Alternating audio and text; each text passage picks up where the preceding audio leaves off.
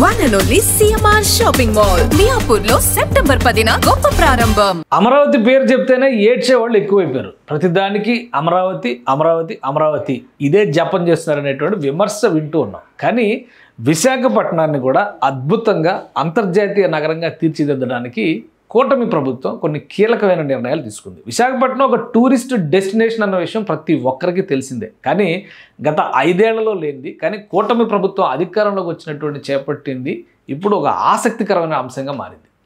మామూలు ఆసక్తికరమైన అంశం కాదు. విశాఖకి టైటానిక్ రాబోతుంది. టైటానిక్ అంటే టైటానిక్ షిప్ కాదు, టైటానిక్ వ్యూ పాయింట్. ఇది ఇప్పుడు వేస్తున్నటువంటి అంచనాల ప్రకారం దేశంలోనే లాంగెస్ట్ గ్లాస్ బ్రిడ్జ్ కాబోతుంది.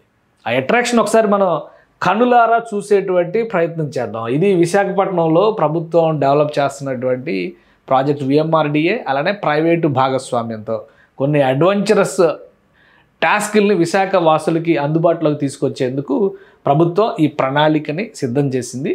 కూటమి ప్రభుత్వం ఈ పనిని లాస్ట్ అక్టోబర్ అంటే 2024 అక్టోబర్లో ఫైనల్ చేసి వర్క్ మొదలుపెట్టారు. అప్పటికే ప్రాసెస్ అంటే ఈ ప్రాసెస్ మొదలుపెట్టారు. మొత్తం 7 కోట్ల రూపాయల వరకు ఇన్వెస్ట్మెంట్తో ఈ అడ్వెంచరస్ ప్రాజెక్ట్ని డెవలప్ చేశారు. ఇది ఒక గ్లాస్ బ్రిడ్జి, 50 మీటర్ల మేర డెవలప్ చేస్తున్నటువంటి గ్లాస్ బ్రిడ్జి. దేశంలోనే అతిపెద్ద గ్లాస్ బ్రిడ్జ్ కాబోతుంది.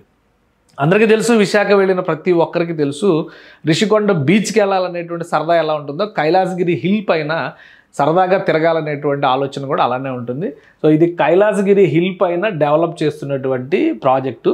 50 మీటర్ల పొడవు ఉంటుంది. ఈ బ్రిడ్జి సైజుని బట్టి చూస్తే ఒక 20 మంది కంఫర్ట్గా ముందుకు వెళ్ళొచ్చు. వ్యూ పాయింట్ దగ్గర 40 మంది వరకు ఆ వ్యూ పాయింట్ని ఆస్వాదించవచ్చు. సో దీన్ని రాష్ట్ర ప్రభుత్వం యుద్ధ ప్రాతిపదికన డెవలప్ చేయాలని చెప్పని డిజైన్ చేసింది. మీరు ఒకసారి చూస్తే కనుక ఆ వ్యూ పాయింట్, ఇది మనం వ్యూ పాయింట్ దిశగా వెళ్ళేటువంటి వే.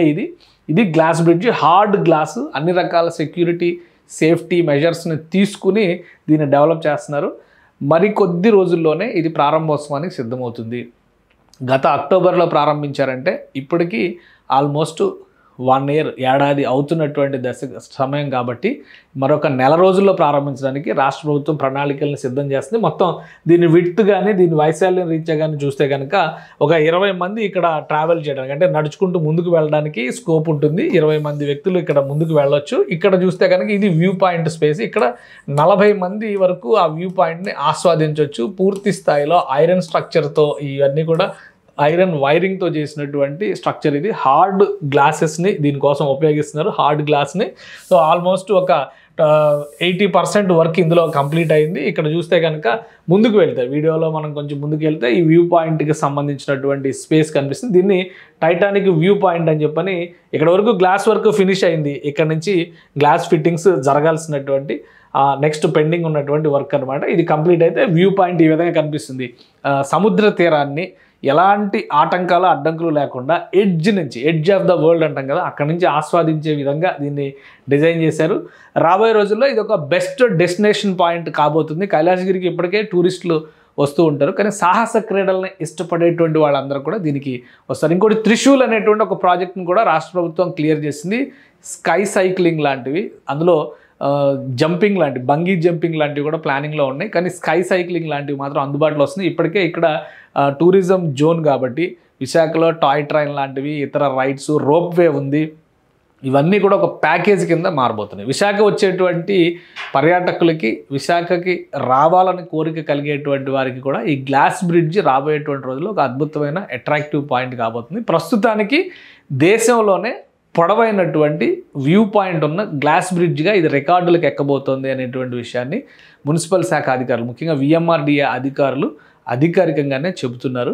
సో 50 మీటర్ల పొడవైనటువంటి గ్లాస్ బ్రిడ్జ్ అతి త్వరలోనే విశాఖలో అందుబాటులోకి రాబోతుంది. విశాఖని టూరిజం డెస్టినేషన్గా మారుస్తూ ఉన్నారు ఇంటర్నేషనల్ కంపెనీలు. కాస్మో కల్చర్కి అవకాశం ఉన్నటువంటి నగరం, ఎందుకంటే అది ఈస్టర్న్ నేవల్ హెడ్ క్వార్టర్స్గా ఉంది.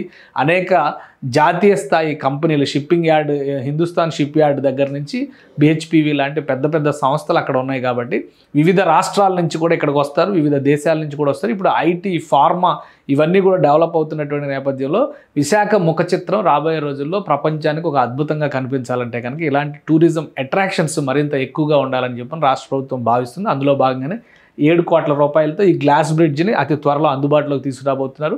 త్రిశూల్ పేరుతో స్కై సైక్లింగ్ లాంటి సాహస క్రీడల్ని ప్రోత్సహించే విధంగా మరొక ప్రాజెక్టును కూడా అతి త్వరలో కంప్లీట్ చేసే దిశగా రాష్ట్ర ప్రభుత్వం అడుగులు వేస్తుంది.